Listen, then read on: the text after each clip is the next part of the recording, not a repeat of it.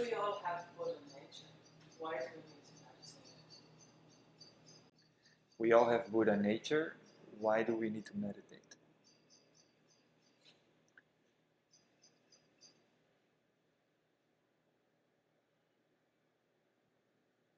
Clearly, we don't all always feel very much at peace.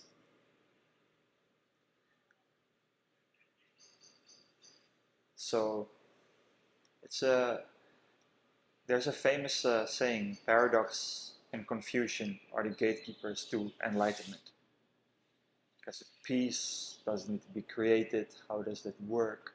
But clearly the mind can be very much disturbed, but it's a shift in seeing how it works. We don't work to some kind of enlightenment. It's here, actually sometimes very immediately, where we have a few minutes or a few days of peace. Boom, that's it.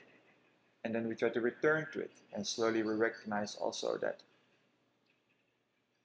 what takes us out of it, which is only thinking concepts at a very conscious level, where we see like, again, I'm thinking so negatively, or at a much more subtle level, where we are not really having a conscious thinking process, but something is disturbing us. So that's also when we more and more see that we are Buddha nature by little insights, little glimpses of a minute, few days, even weeks.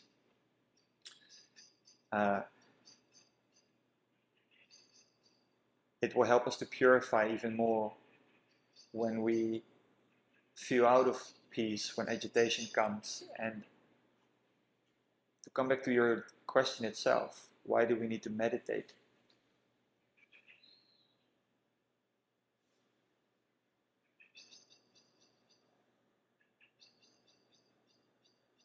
You could say that, like, what is even the word meditation? Because we could say that we are always meditating on something. We are literally always absorbed in something.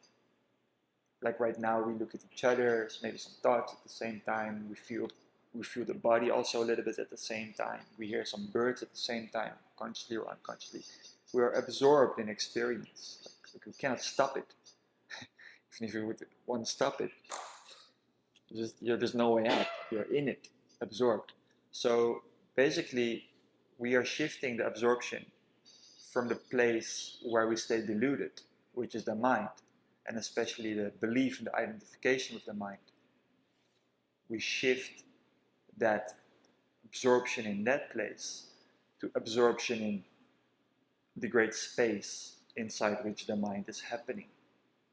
So from contracted meditation, we go into kind of non-meditation. That's also what they call it, non-meditation.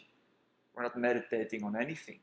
We return to the great big screen on which everything is displayed. Does that make sense?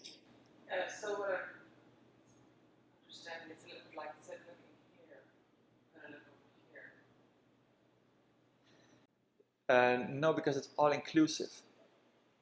But it's like when we are in the mind, it's not looking away. It's actually when we are in the mind, then we get stuck in that one place, and it's very hard to get out of it.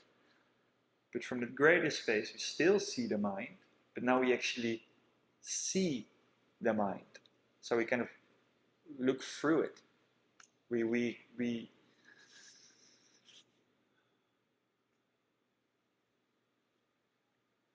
nothing has to change, but the way we see it changes. The place from where we see it.